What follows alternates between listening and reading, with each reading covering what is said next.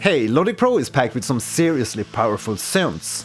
But let's be honest, it's easy to get distracted by all these third-party plugins on the market.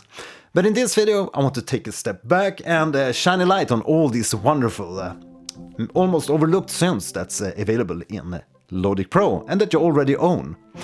Now, this video is brought to you by my course platform, More New Media Education, where we have over 600 students that's diving deep into Logic Pro, ambient music, music theory, and all the good stuff. So, if you want to level up, make sure you check the links in the description. Okay, so let's check out the powerful synths of Logic Pro. So before we dive into the first synth, we're going to take a look at where you actually find the different synths of Logic Pro. So when we open Logic Pro for the first time, you'll find this sound library to the left side, and that's where we load all the different presets and patches. And if we go into, say, the synthesizer category, and we select a patch here, it might load any of the synths in Logic Pro, depending on the synth that's used in the patch. But say that we want to load a specific synth in Logic Pro, we need to go another route. So let's create a new instrument track, a new software instrument track. And if we look in the inspector panel, we can see that we have an electric piano as our default sound. And that's also where we change to different instruments and different synths. So you're going to press these arrows to the right side of the plugin and scroll down here to synthesizer. And here we'll find the different synths of Logic Pro. So first out, we're going to take a look at the Alchemy Synth. So we're going to go up here to Alchemy and select the stereo. And there we have the beautiful Alchemy Synth. Right, so the default sound of the Alchemy Synth is a bit obnoxious and not one of my favorite sounds. It's almost like unusable. I don't know why they selected this sound as the default patch. But if we go into the pads here and just select something like the cloud shimmer, we instantly get some magic.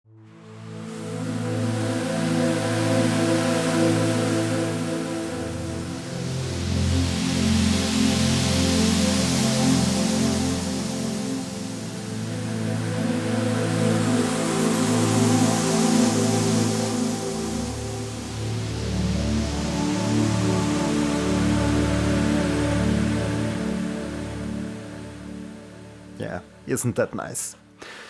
Yeah, so the Alchemy Synth here is a really powerhouse of a synth, and it's often quite overlooked because many of the factory patches that comes with the Alchemy Synth here actually sound very bad, and yeah, like with that default sound, it's almost like unusable. But if you dive into this synth and learn to work with this synth, you really can bring a lot of great sounds and organic sounds from this synth. And to me it feels like a little brother to that big and mighty synth called Omnisphere 2, which you probably heard about. It's used in almost all film scores and a lot of soundtracks. But the Alchemy Synth here is almost the same thing, except that maybe the sound sources is of a little bit lesser quality. But you can always sample your own sounds into this synth. And yeah, so let's dive into some of these other tabs that we have in the Alchemy Synth so we can get to know this synth a little bit better. Because up to now we just loaded the interface here. Maybe you feel a little bit overwhelmed by this synth. Let me know here in the comments what you initially felt about the Alchemy Synth. But we can always head over here to the simple pad, where we can just control this XY transform pad, where we can crossfade between different patch settings. So let's see here what it sounds like.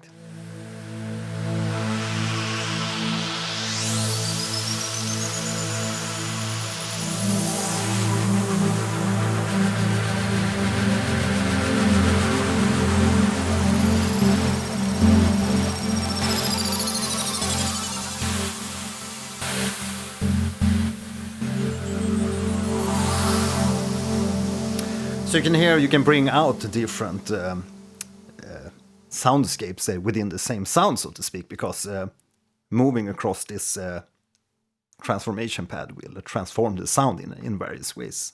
And you can also use this XY crossfade pad and yeah, this second crossfade pad to modulate the delay of this specific patch.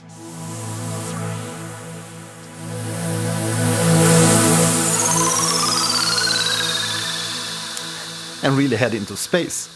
Right, so the next tab here, Advanced, will bring out all the different controls that we have available in the Alchemy Synth. And it's a real powerhouse. But first we're gonna close down the top area of the plugin. So you can press this little icon in the top right corner. And we get to see only the controls here for the plugin. So first out, we have the Globals page tab, where we can access 4 different sound sources. You have the A, B, C, and D. And all these different sources can be anything from waveforms, so you can have sine waves, triangle, different square waves, and different wavetables. And you can also load multi-samples into each of these sound sources. So you can have a lot of stuff here at the same time in the same patch. And you also have 2 filters. And you can see there's a whole bunch of different filters to choose from, so a lot of sound sculpting capabilities. And yeah, so there's 2 filters here on the master page, and then we also have different filters separately for all these different sound sources. And if you want to edit one of these sound sources, you can use these tabs on the left side. So we can go into the A sound source. You can see you have 3 different filters. If you want, you don't have to use all these different things. And you have all these different synthesis capabilities: additive, spectral, pitch, format, granular, sampler synthesis, and also a noise layer. And this one also has a lot of different, like a vinyl crackle and stuff that you can add to your sounds. So you can do a lot of epic sound design with this plugin. And I actually have a few different tutorials if you want to dive deeper into the Alchemy Synth. We're just gonna touch on the synths here today, but I'm gonna highlight some of the key features of these different plugins. Yeah, so you can check out those videos. I'll leave the links in the description. And there's of course also tons of modulation capabilities to move and make the sounds evolve. And not only that, you also have a very powerful arpeggiator, which can arpeggiate the different layers. And you also have tons of different effects. And you even get the convolution reverb from Logic Pro in here. So how about we take a listen to a little music piece here that's made solely with Alchemy presets. And if you want access to these project files that I show here in this video, you can always head over to patreon.com/Gellane, and there you can download the project files from this video for free if you want to experiment with the sounds that I used in this demo. So let's take a listen. Only Alchemy.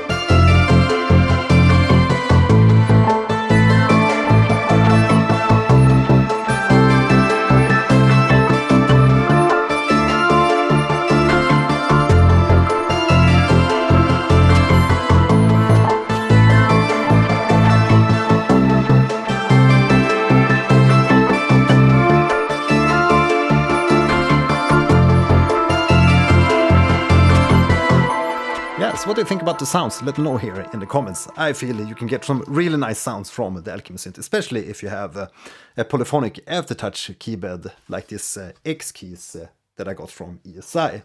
And you can see it's a very thin keyboard, and the keys on this one is more like the space key on a regular computer keyboard. But it's a very thin keyboard, really nice here on this sleek video production setup.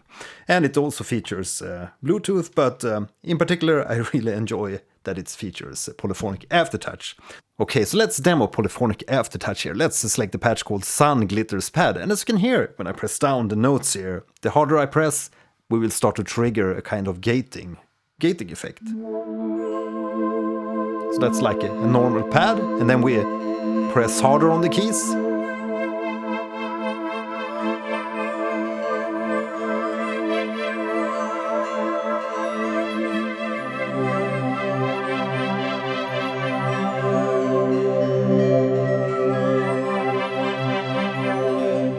So not only do we have like the velocity of the key strikes, we also have a pressure after the initial velocity,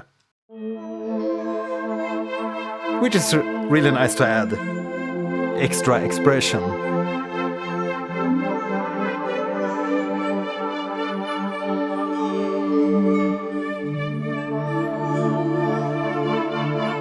To the performance.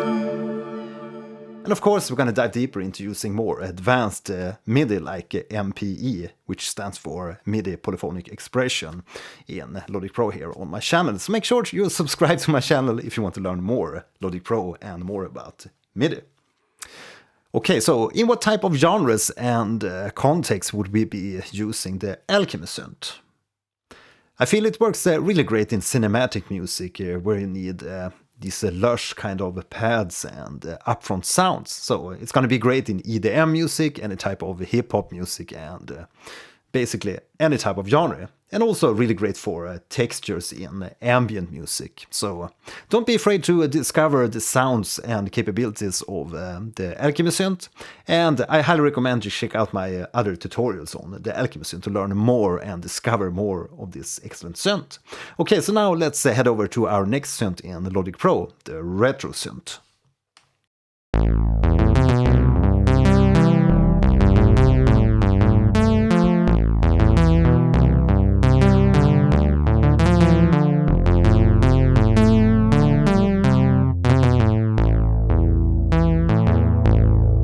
Yeah, so straight out of the box we instantly have a very useful sound from the Retro Synth compared to the Alchemy Synth. Here we have a great bass sound instantly. Right, so we actually have 4 different synths in the Retro Synth. We have a Minimoog kind of emulation in the Analog Synth. Then we can go to the Sync tab, which transforms this into more of like a hard sync type of synthesizer. So we can do like more harsh leads if we're after that type of sounds.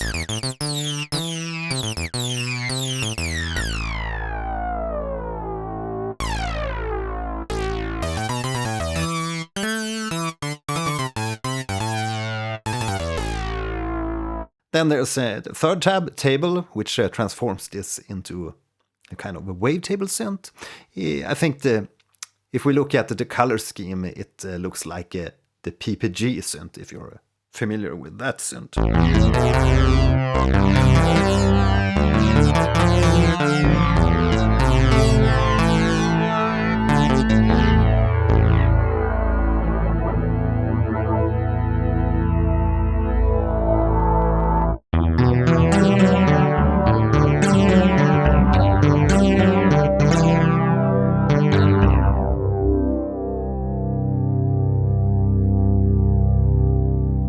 Let's add a little bit of reverb. Or a lot of reverb.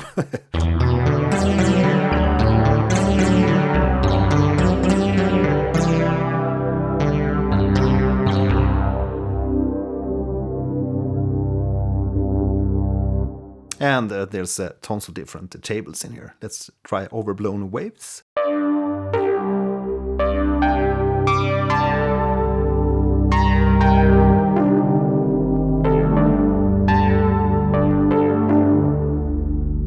So we can really transform the sounds by choosing different wave in here, wavetable.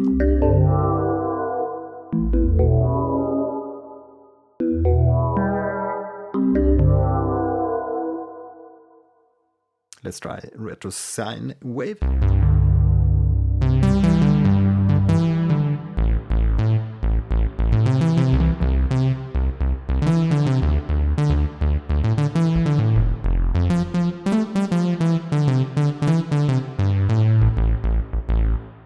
And then in the final tab we have an FM synth. For a harsher or more FM-like synth sounds. But of course we can always go into the patches, the presets, and select something.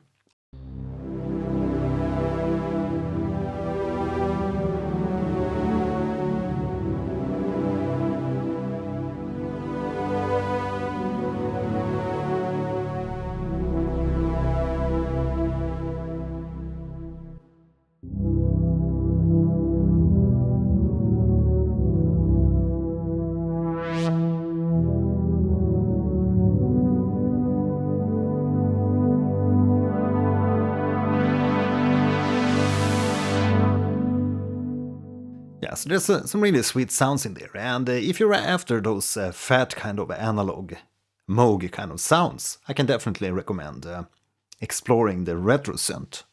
So let's try some of those basses, deep square bass.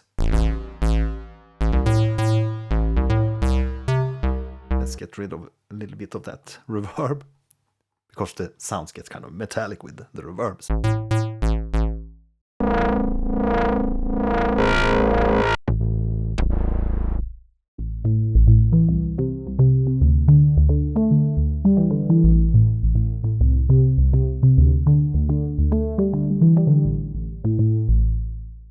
Let's try some keyboard sounds, calming bells.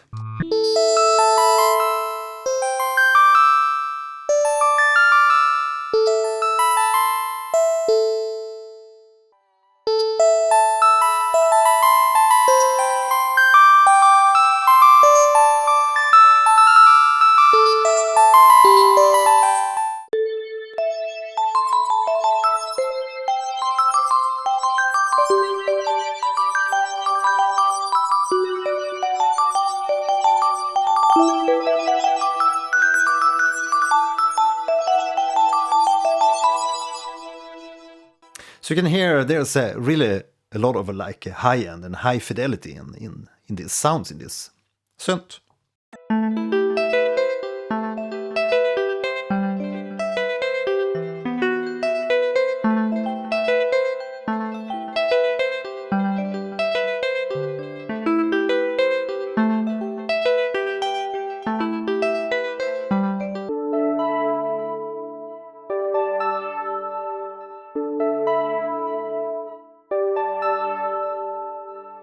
Yes, with the retro synth, of course, we're going to get those older type of sounds from Moog synths and PPG synths and FM synths of old. And they're really good for synthwave tracks, retrowave tracks, and yeah, again, any type of modern music production scenario. And if you don't own synths like the Monarch synth from Native Instruments, you can really get in the same kind of ballpark with the retro synth. So again, a quite overlooked synth, especially if you try out these different tabs like the sync tab and the table tab and explore some of the different waveforms or the wavetables that exist within the tables. So again, don't miss out on the retro synth if you're into synthwave and those analog sounds. Okay, so next up we're going to check out another FM synth called EFM1.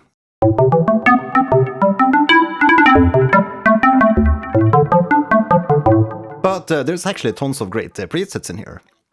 And if we open the preset browser and select maybe the FM pad calming, I really love this patch, especially for ambient music. And what I also suggest is that you open the panel at the bottom of the synthesizer, where we can control how much our mod wheel on our MIDI keyboard will affect the FM amount.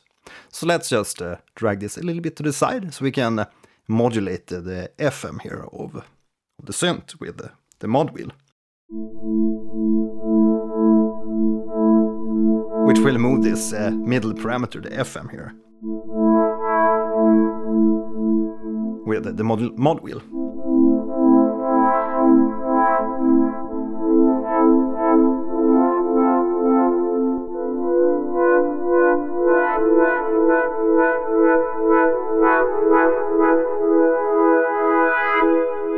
So tons of great sounds to get from the EFM1 synth.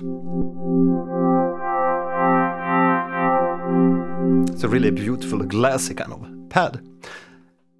Let's go down to the FM leads and select evolving lead. This is also another great.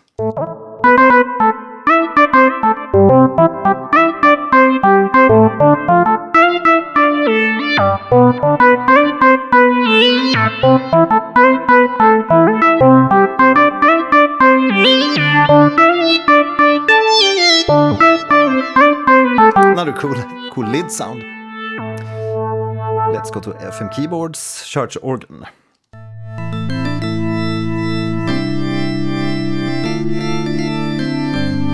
Now the EFM1 synth here is actually one of the older synths from Logic Pro, but as you can hear, you can get tons of great sounds from this synth, so don't be afraid to use some of these older synths of Logic Pro, because just to throw some effects on there and fiddle a little bit with the parameters, and you can actually get some really sweet sound from this.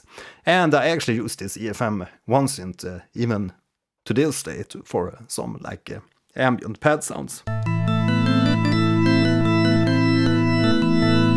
Now in this episode we're not diving too deep into the parameters of each of the synths, because it would require a much longer episode or several episodes to really teach how all of these synths work and how you can get the most out of them. But I just want to showcase a little bit of the different sounds in here. The bells.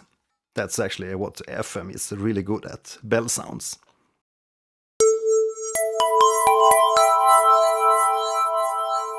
Let's add some more effects on that one.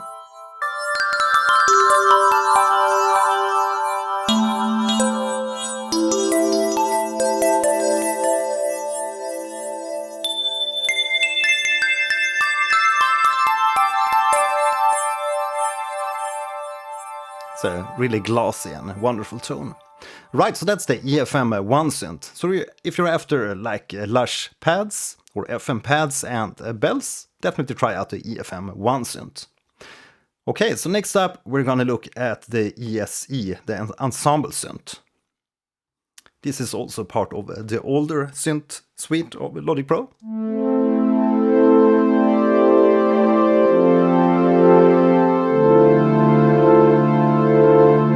This synth is great for like synthesizer pad sounds, a more brighter pad.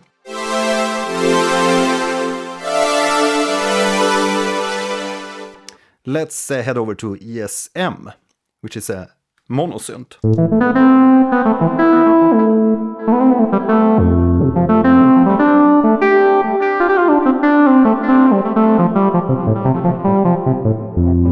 And this one is also a little bit like mini Moog or a Moog sounding. But as I mentioned, this is an older synth, so you probably want to use the retro synth instead of the ESM, because the retro synth is a more like warm analog sounding. This might be a little bit colder sounding or like less real analog sounding. But I think that the default patch here is quite usable for like mini Moog leads.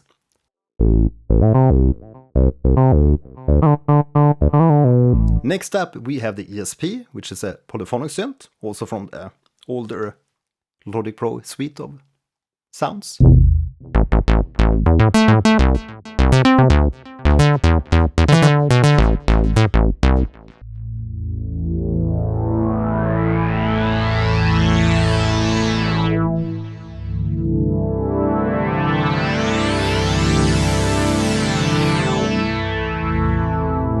So some great sounds in the ESP here too. So let's try the next synth, the ES1, synthesizer 1. Okay, so before we dive into ES1 here, let's just zoom in on the user interface here, because it's quite hard to see because everything is so small. Right, so ES1 and ES2 are also of the older synth suite of Logic Pro, but you can also get some great sound from this one, but it's a little bit harder to program compared to the more recent Alchemy Synth and the retro synth.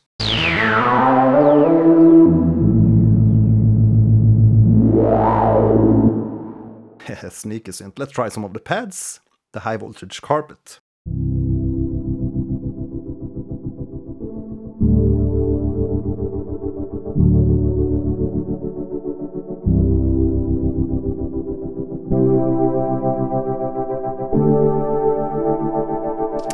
Yeah, so there's some great sounds in here, but they are a lot harder to program, like I said, compared to the retro synth.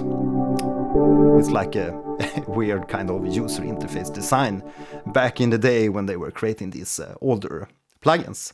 Right, so let's look at ES2, synthesizer 2. As you can see here with the ES2 synth, it's also quite obnoxious and weird user interface compared to the retro synth, which is a more recent synth where they actually put a lot of effort into creating a great user experience and like a more accessible user interface. There's 3 oscillators in the ES2 synth. You have 1, 2, 3 here. You can also deactivate some of the oscillators. And you can fade or morph between these oscillators. Say you only want to hear oscillator 1, oscillator 2, oscillator 3, oscillator 3, and then mix in between them. And you can also change the wave of each oscillator.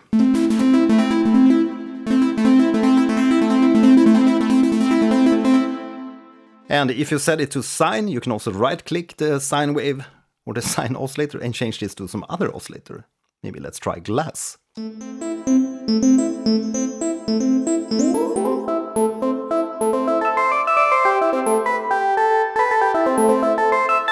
Feel free to experiment with the ES2 if you want to dive into some really obnoxious user interface, but I highly recommend using either Alchemy or the Retro Synth to create your sounds. But definitely try out some of the presets in these older synths, but they are very hard to program and gonna take a lot more time to program compared to the more recent synths of Logic Pro. Next up we have EVOC 20PS, which is a vocoder synth, which is also one of the older synths, as you can see by the obnoxious user interface.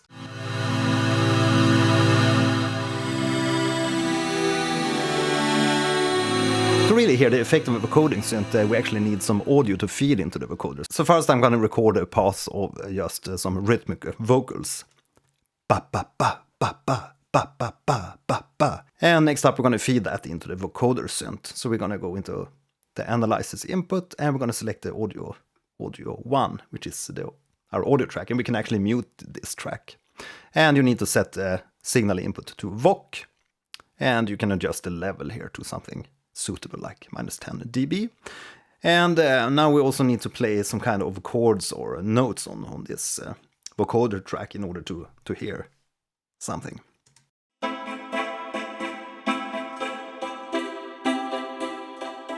So you can hear that this synth track will actually follow the audio amplitude and the audio signal of our recorded little percussive audio track or rhythmic audio track. So definitely try and experiment with a vocoder synth if you're after some more like original and weird kind of synth sounds. So we're not going to dive too deep into that synth. Let's try the next, the final one, the Sculpture Synth. And the Sculpture here is a kind of a modeling synth, so it will emulate how strings resonate on an instrument. So if you look in the middle here, we can select between nylon, wood, steel and glass.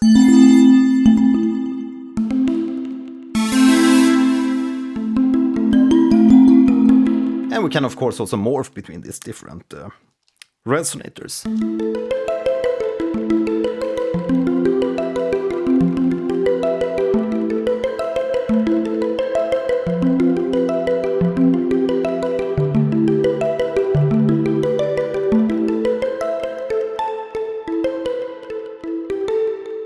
So as you can hear, it's a quite unique sound in the Sculpture Synth, and it lends itself very much towards like percussive sounds, I think, and yeah, like string emulation type of sounds.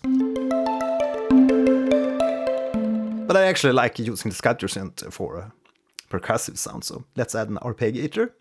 We go into the MIDI effects and activate arpeggiator.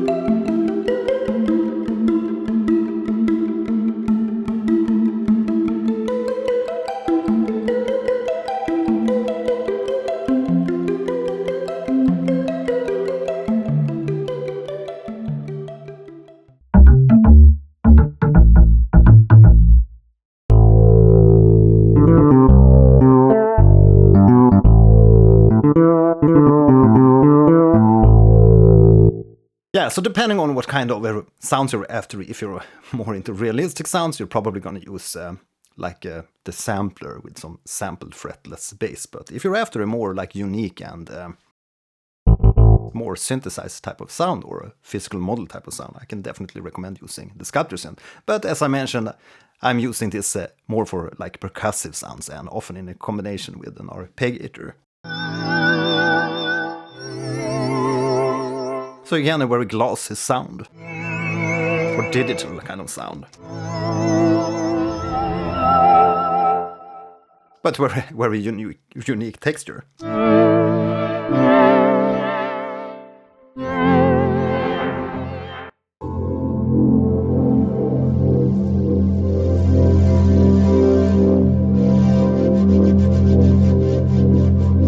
So I'm adding a little bit of modulation there.